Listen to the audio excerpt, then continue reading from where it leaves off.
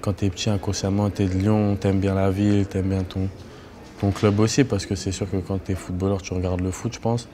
Et moi, quand j'avais un père qui regardait beaucoup le foot, c'est sûr que je regardais Lyon et que j'avais envie d'y jouer. Maintenant, après, quand tu es petit, tu rêves de plus grand aussi, je pense. Mais après ça vient par la suite. Moi, je jouais au foot pour jouer. Après, quand tu es dans un grand club, si tu dois être dans un grand club, tu y seras. Donc il faut travailler pour surtout et c'est comme ça que ça vient.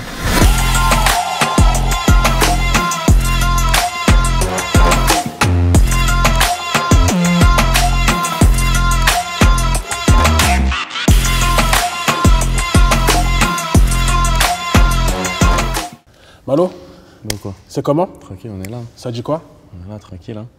En plein milieu du stade, en plein cœur du stade là. C'est ça, un Groupama Stadium, beau stade. Content d'être ici. Je suis très content de faire cette interview avec toi parce que ça fait longtemps que j'en avais parlé. Ça fait longtemps que je voulais la faire. Bon là on se voit dans des conditions où au niveau du football c'est un petit peu compliqué. Mais on va revenir sur le passé dans un premier temps. C'est un format qui s'appelle 1 vs 1. Tu le connais? C'est pas avec le ballon parce que sinon je passe pas. Compliqué avec le ballon, le 1 vs 1. Et du coup, toi, la particularité, pourquoi je parle du stade, c'est parce que toi, tu es né ici. Tu es né dans cette ville. Est-ce que tu peux me raconter un petit peu comment tu as grandi? Ouais, c'est vrai que moi, je suis né ici à Dessines, juste à côté. Après, j'ai grandi pas très loin, à une ville qui s'appelle Villefontaine. À 20 minutes d'ici, c'est juste à côté aussi. J'ai grandi là-bas depuis que je suis petit. Je suis arrivé à Lyon à l'âge de 13-14 ans. Et depuis, je suis toujours là. Hein. C'est comme ça que j'ai grandi. Et est-ce que l'anecdote, c'est que quand tu signes à Lyon, c'est là où le stade il est créé? C'est là où le stade il est... Exactement. Ouais. Le stade, les installations d'entraînement, c'est là qu'on a inauguré l'année où je suis arrivé. C'est comme ça que j'ai connu l'OL avec des bonnes installations, du bon matériel. Et c'est ce qui nous fait bien progresser ici. Est-ce que tu peux revenir sur tes premières années de foot? Comment t'es venu à jouer au foot? Tu as commencé à jouer un peu dehors ou c'est ta famille? Explique-moi un petit peu. Ouais, moi de famille aussi, toujours été sportif dans ma famille. Pas forcément que le foot. Moi, je sais que mon père, il a fait plusieurs sports. Il a fait du foot aussi, il a fait un peu de basket. Mais moi, ça a toujours été le foot depuis petit. Ça veut dire avec des gars à moi dehors, tout ça, à l'école. Après, j'ai commencé surtout par le rugby aussi. Quand j'avais à l'âge de 6-7 ans par là. C'est pour ça que tu es rugueux sur le terrain. C'est pour ça. C'est ça. C'est pour ça. Et après, j'ai commencé le foot vraiment au club à l'âge de... J'ai commencé un peu tard, à l'âge de 9-10 ans. 9-10 ans, j'ai commencé à vraiment commencer dans un club de ma ville, Villefontaine. Après, je suis parti à Bourgoin, un club pas très loin, mais un peu plus structuré et plus regardé par l'OL. Et c'est comme ça après que je suis directement venu ici à l'âge de 14 ans. Quand tu as commencé le foot et qu'on grandit en périphérie de Lyon, à Lyon même, à côté de Lyon, est-ce que tu rêvais de jouer à l'OL ou c'était pas dans ta tête à ce moment-là?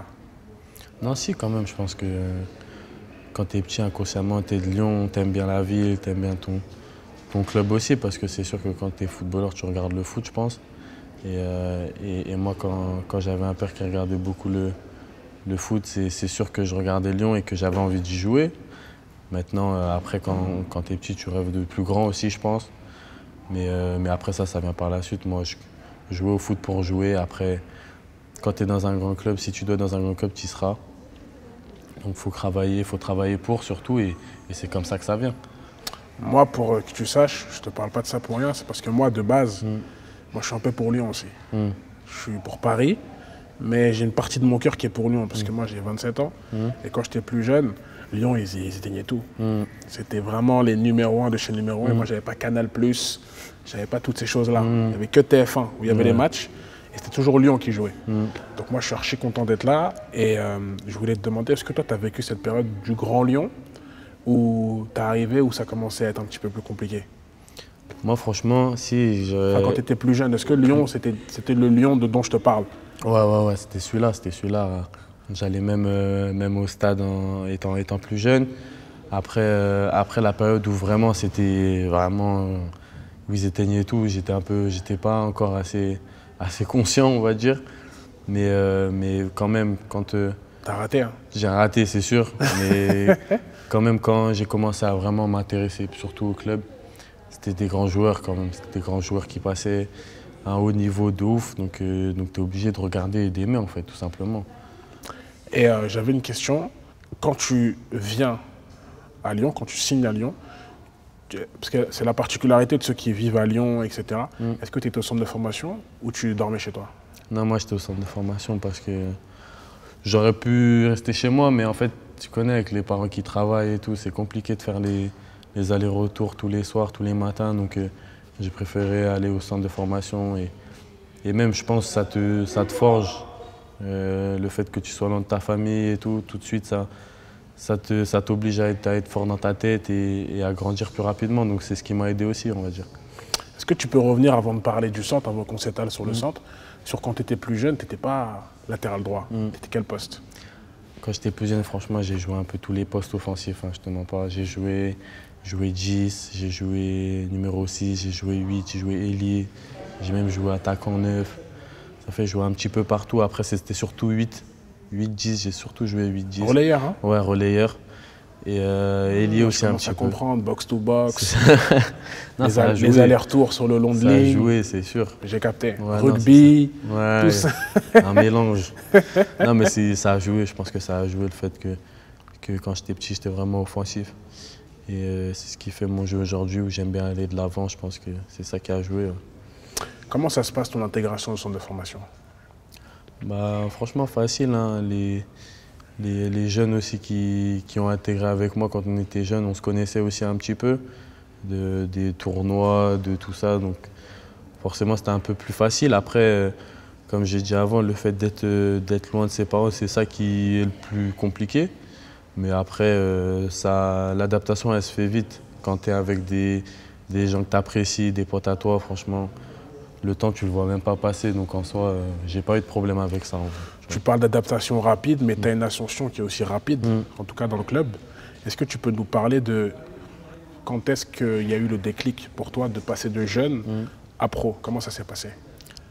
En fait, je ne l'ai pas vraiment vu venir, ça allait vite. Hein.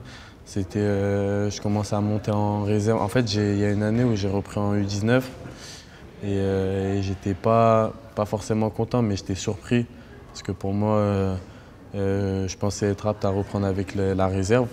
Donc je reprends en 19, ça se passe assez bien. Je monte en réserve rapidement au bout d'un mois et quelques, je pense.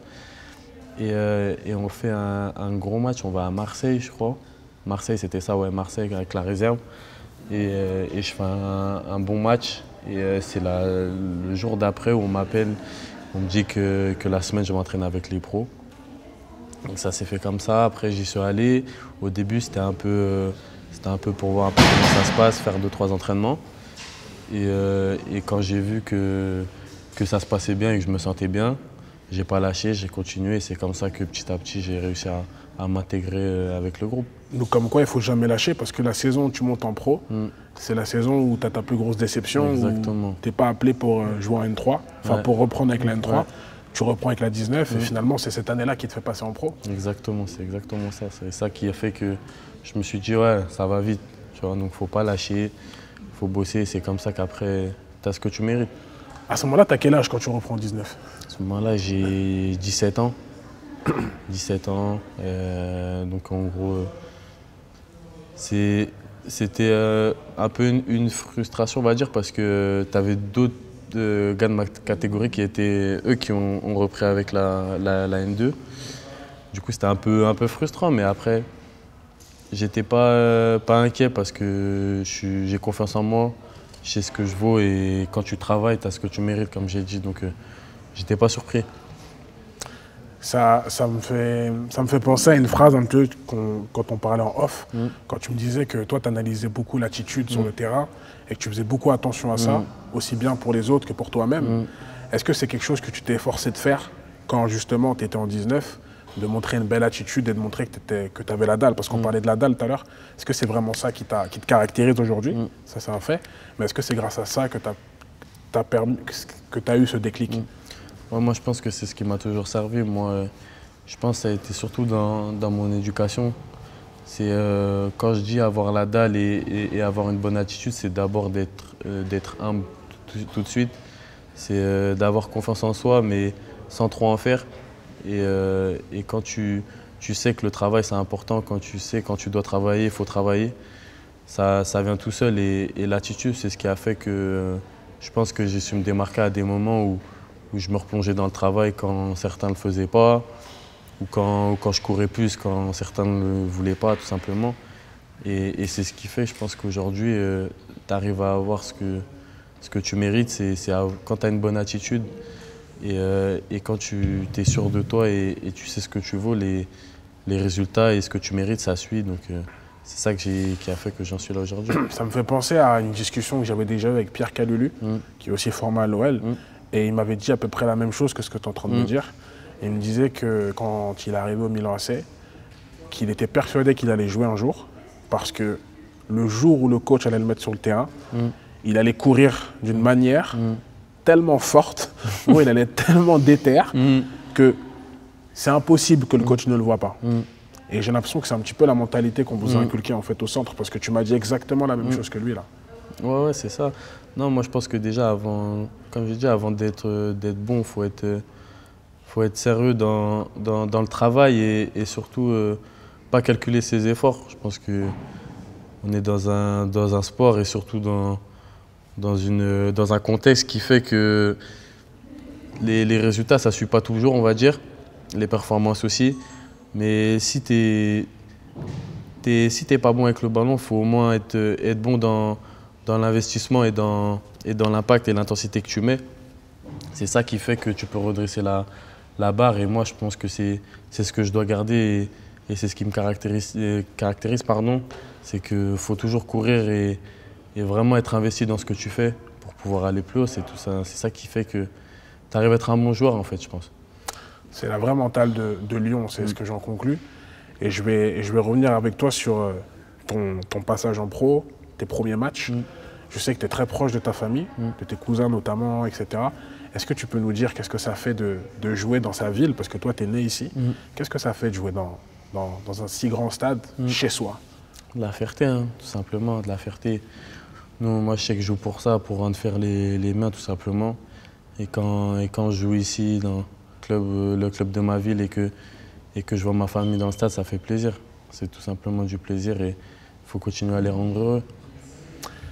On va parler aussi un petit peu de ta sélection en équipe de France, parce que tu as sauté aussi des étapes rapidement, tu as vite atterri en espoir. Est-ce que tu peux nous parler de tout ça?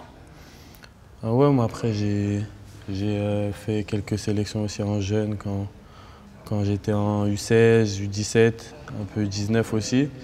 Et après espoir, ça arrivé quand j'ai commencé à vraiment enchaîner les matchs en professionnel. C'est comme ça que ça arrivé, donc que du bonheur et c'est que le début, c'est là où tu dis que tu peux faire quelque chose, donc c'est de la motivation, c'est tout. Il y a Maxence Cacré, il regarde ce qu'on dit. Viens. Il rentre dans l'interview, il nous check. Ça va ou quoi? Bien. Tranquille et toi? Dis-le, Mani. T'es stressé ou quoi? Jamais.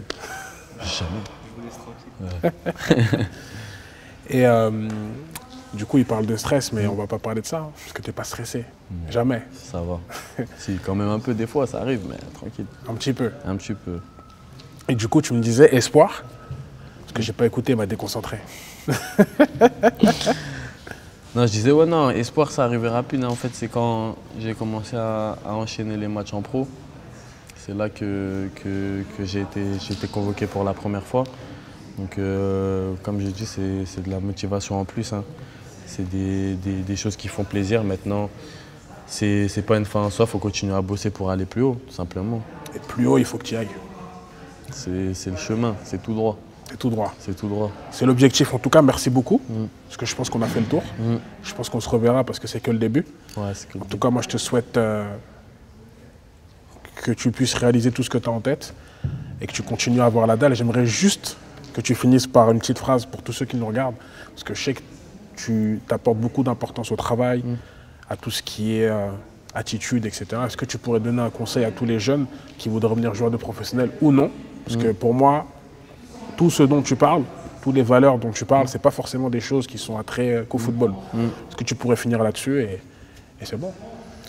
Moi, je pense que c'est même pas forcément une phrase, mais ce que je trouve surtout important dans le foot, Parce que je pense que c'est pas une valeur qui a beaucoup, même si je pense qu'elle est importante. Et même dans la vie, c'est rester humble. Rester humble et avoir le goût du travail, c'est ce qui fait que tu arrives en haut. Et c'est les seuls mots qui me viennent en tête quand je pense à progresser et à devenir un grand joueur. Faut associer les deux, c'est tout simplement ça. L'humilité précède la gloire. Exactement. On termine là-dessus? On termine là-dessus. C'est carré. Merci beaucoup. Merci à toi.